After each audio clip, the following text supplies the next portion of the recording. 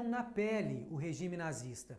Foram expulsos do próprio país e nunca vão esquecer o sofrimento vivido durante a Segunda Guerra Mundial. Mesmo com todo esse histórico de sofrimento, os poloneses que vivem aqui no Rio Grande do Sul cultuam as tradições e se orgulham dos personagens ilustres que de lá saíram. Poucos lembram dos poloneses quando o assunto é imigração no Brasil. Mas antes mesmo de estourar a Segunda Guerra Mundial, eles já vinham para cá em busca de uma vida melhor. A Polônia passava por um período de extrema miséria quando os primeiros imigrantes embarcaram para o chamado Novo Mundo.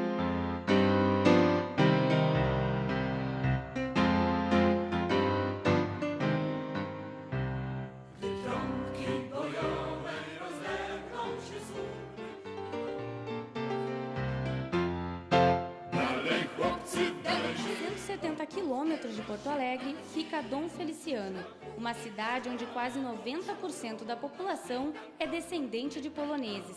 A história de luta e dor trazida pelos imigrantes da Polônia ainda deixa marcas na lembrança dos mais antigos.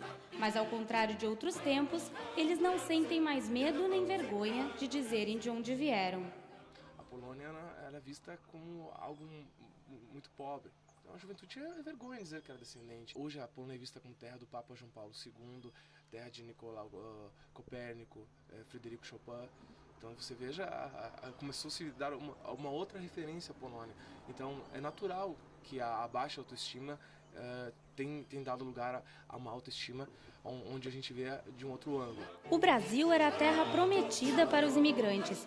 Ao chegarem da Polônia com a expectativa de um futuro melhor, muitos deles se decepcionaram. Tiveram muitas dificuldades, né? Eles vieram, vamos dizer, tudo em mata fechada, né? Lá, eles recebiam os lotes de propriedade de terra do governo, que talvez era recém-loteado, né? E se instalavam lá com uma baraquinha lá no meio do mato, né? Uma baraquinha coberta com capim e ali ficavam. Eram pessoas muito humildes, onde elas não tinham acesso a águas, não sabiam a qualidade da água, eles não tinham nenhum tipo de comunicação. Então nos primeiros anos não havia nem comunicação. A gente sabe que inclusive as correspondências que escreveram nunca chegaram à família. Falei tudo aí. O idioma polonês, até hoje preservado, foi uma das grandes dificuldades nos primeiros 30 anos em Dom Feliciano. Apesar de trabalharem muito na lavoura, eles nem sempre conseguiam vender suas mercadorias, já que não falavam português.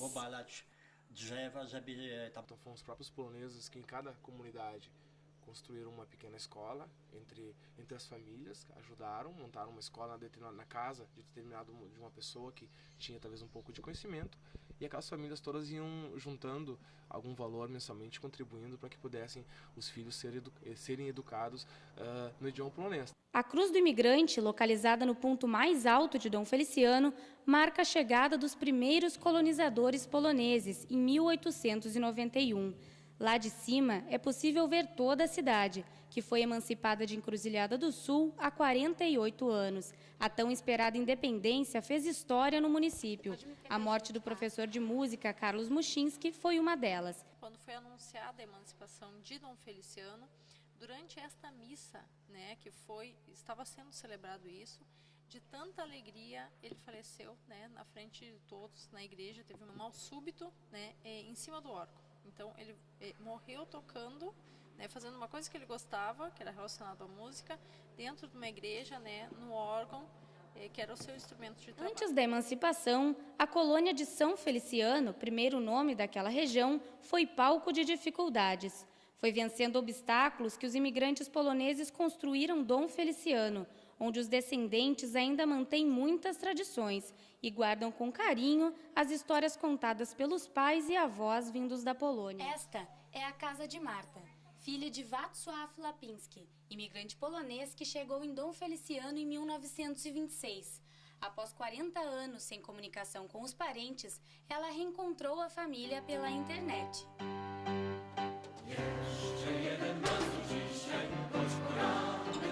Procura-se família Lapinski. Foi com este anúncio que os familiares que ficaram na Polônia encontraram Marta.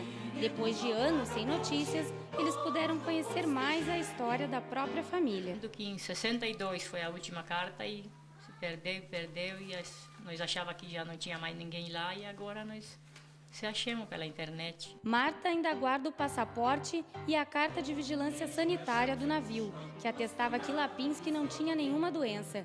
A primeira esposa e os 2 filhos pequenos não tiveram a mesma sorte. Morreram de sarampo durante a viagem.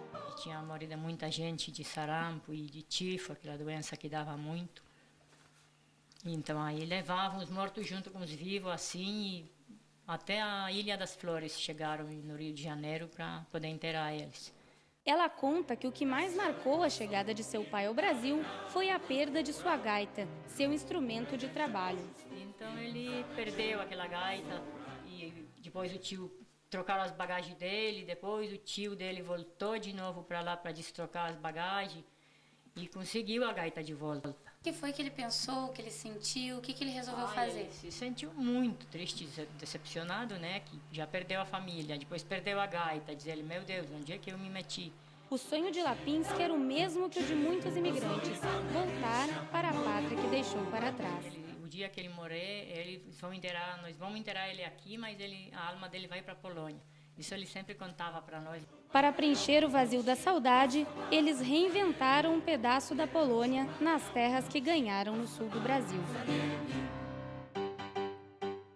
E no próximo bloco nós vamos conhecer a tradição e o folclore polonês. Até já!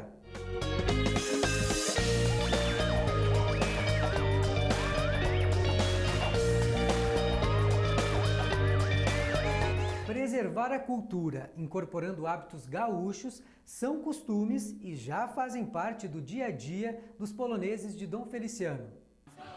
Quem são eles?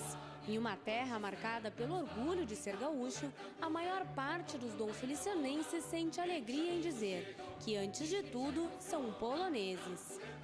Eu tenho plena convicção, se você perguntar hoje, até pela inclinação que se dá a Dom Feliciano por ser uma cidade polonesa, as pessoas se reconhecem como polonês. Isso é bem tranquilo.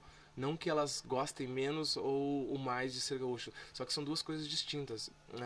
Você fala mais daquilo que você tem saudade, aquilo que lhe faz falta. Então, a Polônia é uma terra distante, é a terra dos teus antepassados, e aquilo que você faz falta. E o gaúcho, eu já sou um gaúcho, eu sou o natural no dia a dia. Do tradicionalismo gaúcho, o costume que os poloneses mais adotaram foi o chimarrão. O chimarrão foi o hábito que o polonês aderiu imediatamente ao chegar aqui. E recomendavam a todos o chimarrão como algo muito saudável. Eu acredito que essa foi a principal influência. Diferente do que muitos acreditam, a cerveja surgiu na Polônia antes de virar um costume na Alemanha. Há quem diga, inclusive, que os poloneses de campo chegavam a tomar em média 3 litros de cerveja por dia.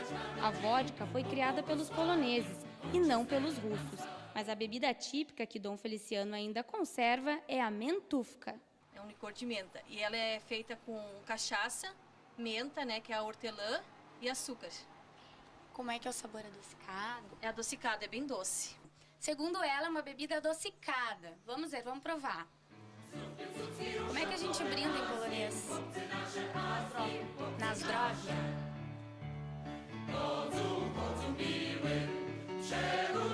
É doce mesmo, um pouco forte, mas doce. Ela tem que ser consumida em que época do ano? Mas é no inverno, né? E bem gelado. Na Polônia, a cultura da mentufka já se perdeu e é conhecida apenas pelos mais idosos. O curioso é que os domfelicianenses que visitam o país de origem é que levam a bebida como presente. Estou aqui com a integrante da Braspol, Jurema Mesquita, que vai me apresentar um prato típico polonês, pierogi. Como é que é o pierogi? O que é essa receita? Essa receita, assim, é um pastel, em polonês é o pierogi. E tem opções, pode fazer o recheio doce, salgado, com frutas. Originalmente, o pierogi é um pastel de queijo cozido, mas no Brasil, ele também costuma ser servido frito. Os recheios mais comuns são feitos de ricota caseira, que podem levar um tempero salgado ou doce.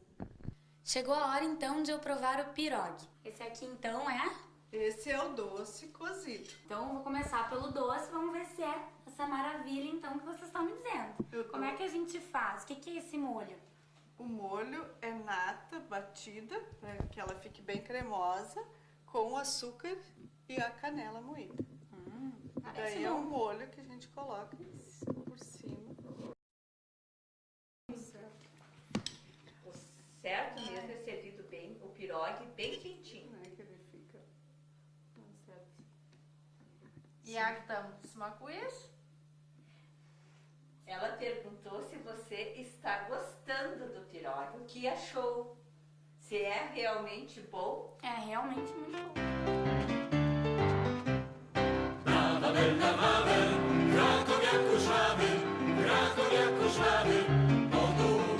A dança, realizada sempre em trajes típicos, é mais um traço da cultura polonesa que os donfelicianenses fazem questão de manter vivo.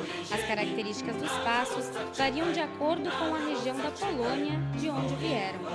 Em Dom Feliciano, as coreografias e as roupas são inspiradas nos costumes da Cracóvia.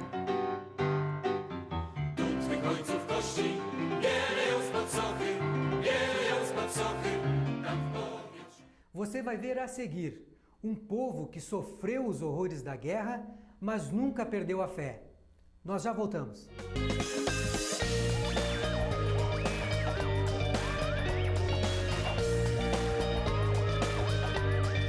A religião sempre esteve presente na vida dos poloneses. Em Dom Feliciano, a construção da Igreja Matriz seria um verdadeiro exemplo de fé. A religiosidade foi uma das heranças mais fortes que os poloneses deixaram para Dom Feliciano. O Santuário de Nossa Senhora da Częstochowa é um dos poucos no Brasil que segue o mesmo ritual realizado na Polônia. Todos os dias, o quadro da padroeira é aberto pela manhã e fechado ao final da missa celebrada à noite, acompanhado de orações e de um hino conhecido como fanfarra.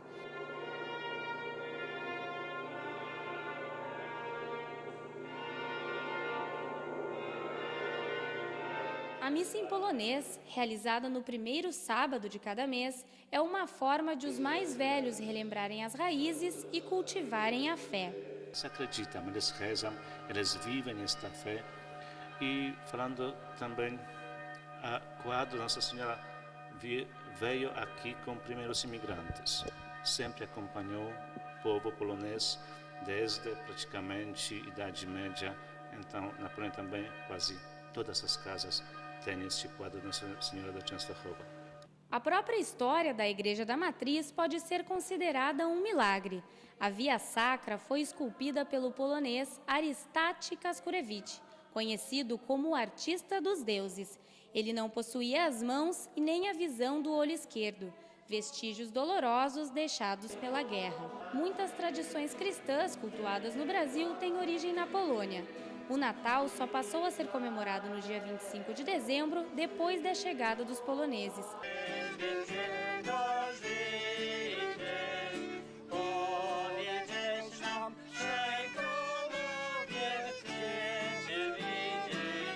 Antes, a celebração acontecia no dia 6 de janeiro, dia dos Três Reis Magos.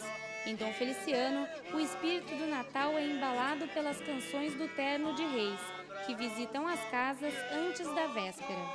Visitar as casas, como a gente faz, que a gente vê o pessoal se alegrando, aquela alegria que a gente vê no rosto deles, para nós é gratificante. Então essa troca de sentimentos a gente vê no coração de cada um. Que quando nós estamos entrando na própria sua casa, nós estamos anunciando o nascimento de Jesus.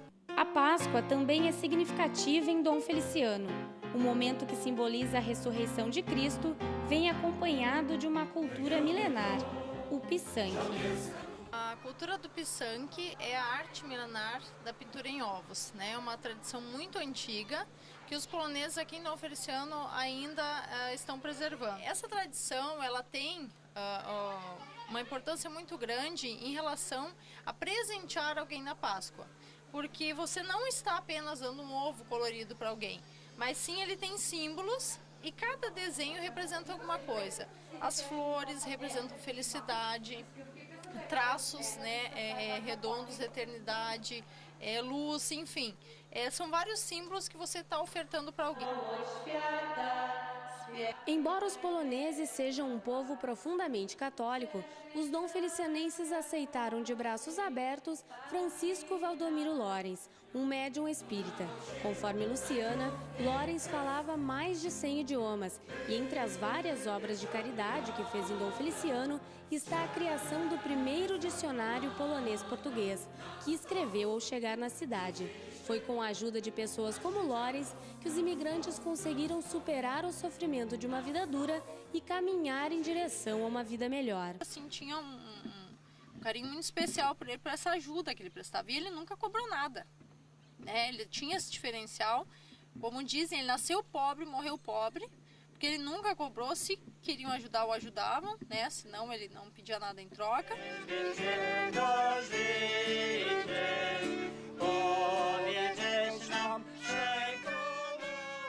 Você vai ver a seguir o nosso quadro de culinária. O inverno está chegando e com ele as delícias da estação. No próximo bloco, a receita do chefe.